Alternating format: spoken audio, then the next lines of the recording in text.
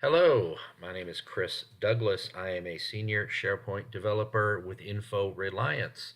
My presentation today for SharePoint Saturday is AngularJS and SharePoint.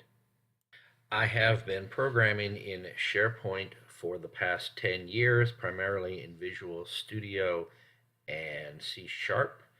And for the last year or so, I have focused on client-side scripting using AngularJS to read from SharePoint files.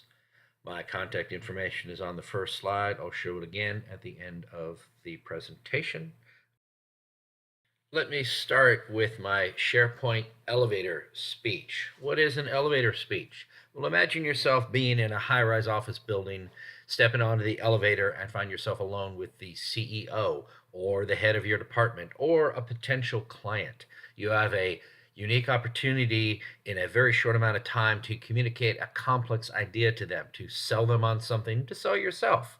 That's an elevator speech. SharePoint is a collaborative platform made available by Microsoft that allows any organization to quickly build websites for every single department in their organization. I like to say that 80% of all of your customer requirements can be met out of the box. That means 80% of what your customer needs can be met with a browser, creating a site, creating groups, granting permissions, creating lists, libraries, calendars, to-do lists, announcements. All of that can be done out of a browser. And with trained users, most of it can be done by power users and not the IT department. What about the 20%? Beyond that, that's where that falls to me, custom development. Now, there are two main theories of custom development. There is server side, using Visual Studio, creating WSP solutions that must be deployed to the server. Then there is client side.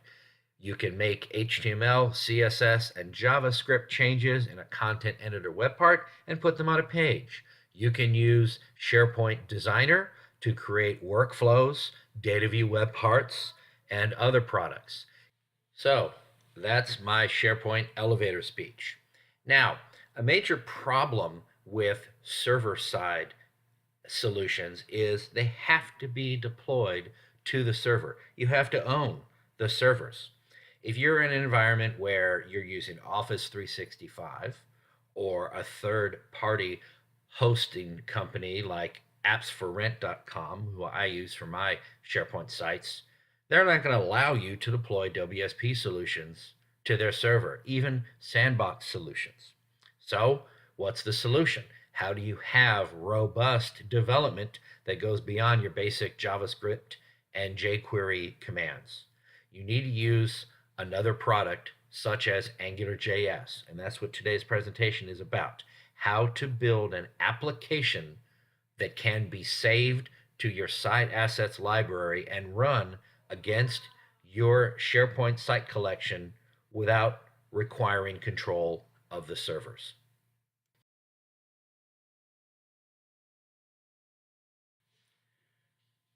What is AngularJS? It is a JavaScript library.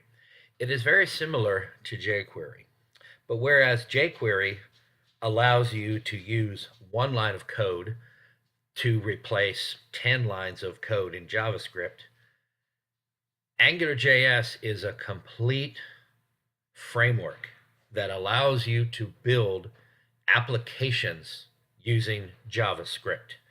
It allows you to create modules and controllers or classes to handle data and perform elaborate calculations against that data.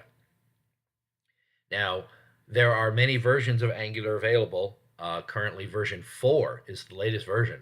So what's the difference between AngularJS and Angular 2, 3, or 4? Why am I using the first version of Angular? Well, with Angular 2 and later versions, you have to install Node.js and TypeScript to your workstation.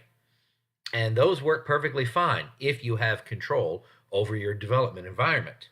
You can do a lot with Node.js. And the trouble is, if you are only allowed to upload JavaScript libraries to your workstation and not to actually install any other products, then AngularJS is your best choice.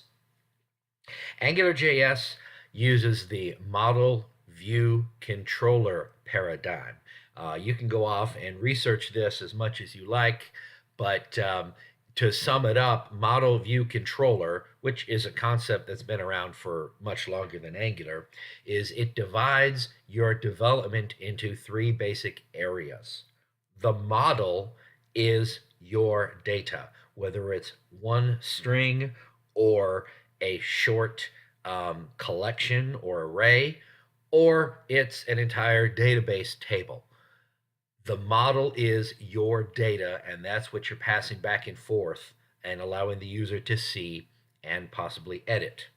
The view is the area where you allow the end user to see the data from the model. The view can be thought of as the HTML and CSS that's in the browser. That's what the user sees. The view controls how that data is displayed to the user. The controller, which is simply a class in your JS file, is how you perform all business logic. Now, in the simplest of models, all of the logic occurs in the controller. In more advanced models, you could say that some of the code related to how the model retrieves its data from the database can be considered to be put in the model section. But in the simplest example, all of your business logic is in the controller.